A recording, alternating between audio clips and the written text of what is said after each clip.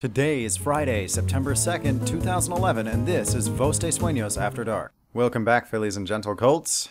The podcasty portion of this episode will be rather short for two major reasons. One, Sir Ginger has decided to start writing much longer chapters, and two, I covered all of the podcasty things in the previous recording, which will not go up for probably a week or two because it's very long, and that will be The Girl, the Gator, and the Tanuki. Anyhow, back to So Long and Thanks for All the Ponies.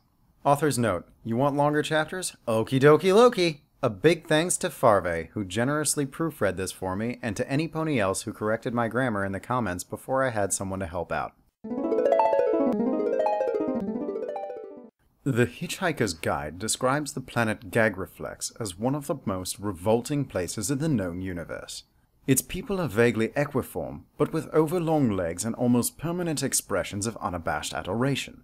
Culturally, the entire race gave itself over to loving anything different in a form of crazy nephilia unmatched across reality. They annually order in billions of tons of extra gagreflexial lifestyle magazines, thousands of hours of extra gagreflexial reality TV shows, and mountains of extra gagreflexial random memorabilia.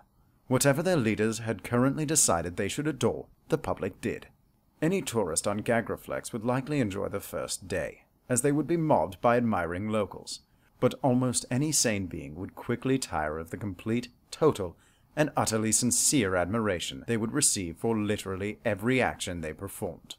An average tourist would last for about 3 days before either leaving or killing themselves, whereupon the locals would gather round to admire the quite fantastic way in which foreigners decomposed. Tourism never really took off on Gagreflex, which is a shame because apart from its quirk, it really is a lovely place. Vast oceans stained by a shimmering blue aquatic flora, hulking backside mountains of almost unmatched beauty rising dramatically over silken plains filled with brilliantly diverse wildlife, almost too perfect to look at. All these wonders were ignored by the populace, who chose instead to stay inside and find out what the rest of the universe was up to. The sun was just rising as the Heart of Gold touched down on the peak of one of its mountains, and the deep indigo sky seemed on fire at the edge of the horizon. Inside, Zaphod was rubbing his forehoofs together. He liked Gagreflex. He had washed his long mane, and its green and blue streaks shone, looking absolutely horrific next to the yellow and orange vinyl of the two-headed jacket he wore with both collars popped. The gold necklaces he wore were set with glowing stones, and his sunglasses were firmly in place. He grinned broadly, and the speaker he had set into his teeth gave off a ting as they shone in the light. "How do I look, Marvin?" "Hateful." One of Zaphod's heads turned to face the metal humanoid behind him, then snorted. "Ah, what do you know?" "More than you can possibly imagine. According to the fashion advice software I come with, which, incidentally, I detest possessing, that outfit is almost as horrific as my own existence." He paused for a moment. "Which is extremely." He clarified. "It's called looking interesting, baby. I wouldn't expect you to get it." Zaphod zipped up the last of the 80 or so pockets the jacket was loaded with. "Now, where are those lovely ladies?" The 3 lovely ladies were currently holding a discussion in the room which Fluttershy had taken. She was looking worried. "I just don't know how we're going to find them. The universe is a big place." "Darling, I'm sure Zaphod will help us once he understands what we need." Rarity sighed. "Besides, it's not like we have a choice. Our friends are out there, and you can bet they'll be out looking for us, and he's our best hope for being found. If he really is president, I'm sure he can pass on a message." Dash was scowling. "I still don't trust him." "Of course you don't, darling, but let's go see him anyway. He might be better this morning." Rarity turned and led the way out of the room. Fluttershy gave an apologetic look to Dash before following her. Dash followed behind, muttering under her breath, "Calling me a stallion." "Have a nice day!" said the door as they passed into the bridge to find Zaphod standing impressively before a large visor-screen. He flashed a broad smile at them. "Ting!" "Good morning, ladies! Stop one of your fantastic tour of the cosmos! Welcome to Gagreflex!"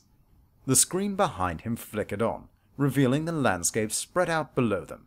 Zaphod grinned at their awestruck faces. "You'll need to have these fish in your ears if you want to come with me." Pinky stood at the edge of the row of ships, a large foam hand stuck on one end of her hooves, its thumb sticking hopefully up. Twilight had to ask.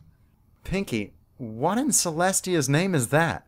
It's called a hand. Some creatures out there have these things called hands, and they have to have these things called thumbs, and a thumb means you want to hitchhike. We don't have thumbsies, so I make do with this. She playfully wiggled the hand in front of Twilight's face, who slapped it away. Applejack came back, a souvenir pen from a tourist stand in her mouth.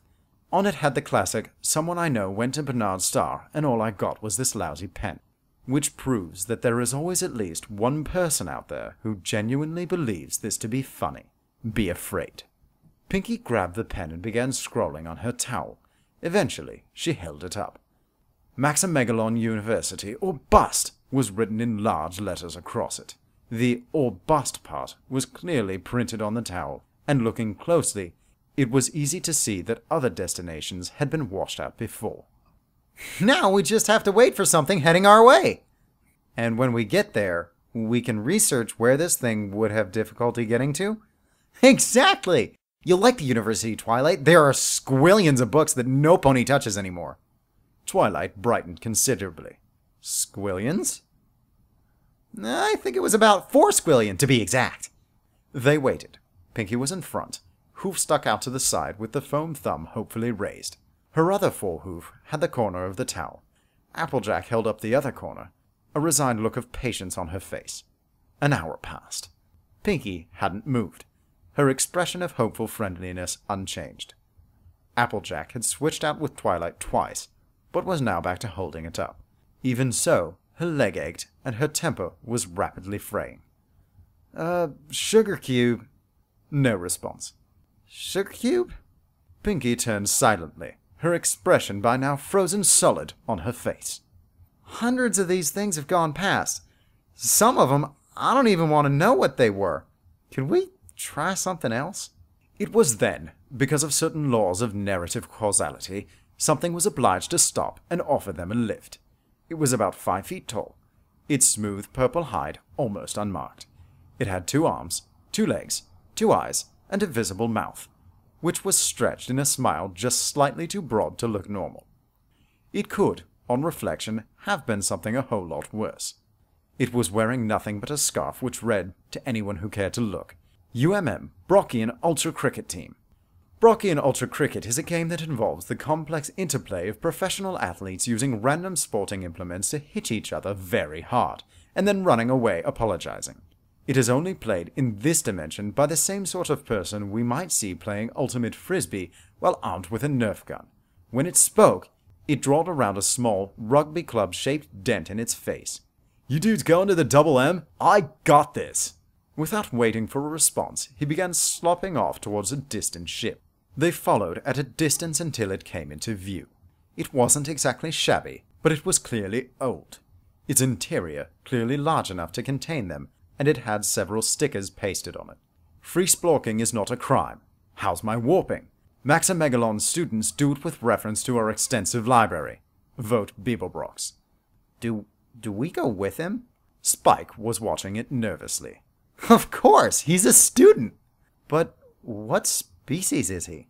Twilight was staring at the strange creature as it fumbled around for a set of keys. Like I said, he's a student. Shortly after the founding of the University of Maxamegalon, one student studying for an advanced degree in playing God began a project to engineer something to do his studying for him. And so the species of Scientatium corensis was created. It was the perfect university student, able to survive off nothing but noodles and low-level intoxicants for many years at a time, interested in any and all pointless games available to it, genial except around exam time, and certainly not adverse to moderately illegal pranks at any time of the year. They would drift around campuses for several years, occasionally attending lectures, and passing or failing exams more or less at random, and generally enjoying themselves. By now, they made up almost the entire population of the university, as most beings rich enough to afford a place at the university could also afford to send something else there to do the whole experience for them. It was one of these with whom our heroes now embarked. He was returning from his annual migration to just wherever I got to get out of here and unwind, man. This migration is made throughout the year by members of the species, all of whom fervently believe themselves to be performing some form of unique soul-searching adventure which usually only results in extensive liver damage, increased poverty, and occasionally an arrest or two if all goes well. This particular individual was the only one of its group to avoid being incarcerated, and as such, his ship, adorned as it was with the slogans of, "If the ships are distorting, don't come a-teleporting," was stocked with sleeping for our intrepid ponies and ready to act as a convenient plot device for the next part of the narrative. Zaphod was silent as he led the three across the bare rock of the unnamed mountain, past the vistas of unimaginable beauty. Whitish clouds parted hundreds of meters below them to show off the rich forests of eye-hurting vibrance. Zaphod ignored all this. "There's something better up ahead," was all he said. Rainbow took to the sky and flew on ahead, looking around so she was the first to see it. Oh my gosh! As Rarity and Fluttershy came to the crest and looked out towards the city in the distance, their jaws dropped. Zaphod sat himself down, one hoof lazily gestured towards it. "Well, ladies, what do you think?" It was a statue, but that word scarcely did it justice. It was simply massive. Hill would scarcely be a worse word for it. Quite a good likeness, yeah? Zaphod grinned at their stunned expressions. The Gagreflexians had really taken to him, and he had in turn taken to them, as he was one of the only creatures whose ego was sufficiently inflated to be able to bear the place. He had spent a lot of time there, and that had led, inevitably, to the statue before them. It showed him in one of his favorite poses, sitting down, with one head staring dreamily into the distance, and the other following the line of his outstretched forehoof, a roguish wink on his face, as if to say, "Who's awesome? You're awesome, but not as awesome as me. Oh god, no. Don't even think that. I'm just great." Also known as pose number 1. Built of solid granite and constantly painted the lurid colors he often bedecked himself in, it reared over the city. It was, frankly, a horrific sight, a testament to an ego capable of dubbing the infinity of creation a real neat place, and legitimately believing a statue like this to be a sign of his own brilliance. Rarity was in shock. Again, this utterly uncouth pony was behaving as if it owned the whole universe. On reflection, perhaps it did, but that didn't excuse acting like it. She knew herself to be the most beautiful unicorn in Ponyville, but she made certain no pony knew she knew it. Still, it never hurt to be polite. "It's lovely. Who made it?" "Oh, just some of those cats down there who know a good thing when they see it. We shouldn't go down there." He put on an air of suffering humility. "They might get overexcited. I can only tone my charisma down so much, and I don't really like the attention." He glanced out of the corner of one of his 4 eyes to see if they bought it. All 3 were staring at him in plain disbelief. Who am I kidding? Who wants to come down with me for a little bit to hear them tell you how great I am? It was at this moment that a voice rang out from the sky ahead of them. "Okay, Beeblebrox, hold it right there. You're under arrest." "Yeah, we got you this time, Big Z, Mr. President, sir. Got you good and in our sights. That's right. Any second now we'll have these babies warmed up enough to cause you some harm, so you better not move. Yeah!" There are certain feelings which are universal. Nowhere in the cosmos does the sight of an official-looking vehicle with flashing lights and armed occupants not cause a general feeling of trepidation in most beings. The most law-abiding citizen will feel like a criminal when pulled at a red light next to a police vehicle and struggle to maintain a relaxed composure, glancing only briefly aside, trying not to look like a lawbreaker. The Encyclopedia Galactica describes it as this: a natural part of our psychological makeup, a certain unjustified feeling of guilt that all beings have when faced with an authority figure.